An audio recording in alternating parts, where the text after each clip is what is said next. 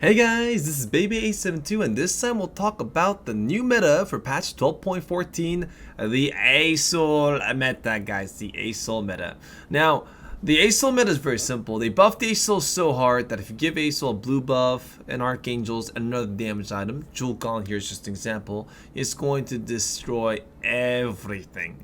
That's how it goes. There are two variations to this deck. You can go for a value deck or you can go for a cheap Jade deck. So the reason why there's a cheap Jade deck here is because that's usually the deck you're realistically gonna get while going for a build-up process. You're building up all the way into level 9 and you're looking for an Asol. You're probably going to use Jade units mostly. So that's the closest, most cost-efficient transition.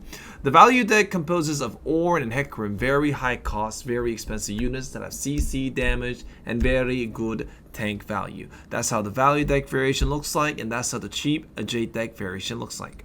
Now, if you were to talk about like a build-up processes, I recommend 4 main routes. You can use Israel or Karma 2-star, you can use Anivia Jades, you can use mages like Rise, Nami, or Lilia, or you can use Deja Mirages, okay?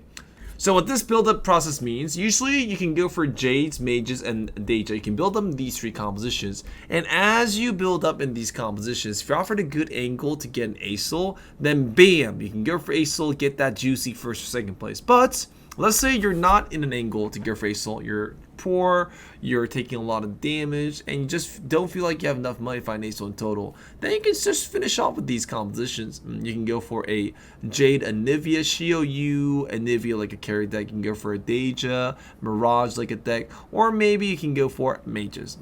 Now, if I were to talk about some counters, is that Volibear and Swain 3-star have a good shot against like Asols for sure. So usually units or compositions that have a lot of burst damage to take Asol down before she can like a charge up all the way to like the 15-second like a set mark, or units with more than 6,000 HP that have sustainability as well too usually do well against Asol. Assassins are here in this list as well too, because 6 assassins have a lot of burst potential, so they will end the fight before 15 seconds.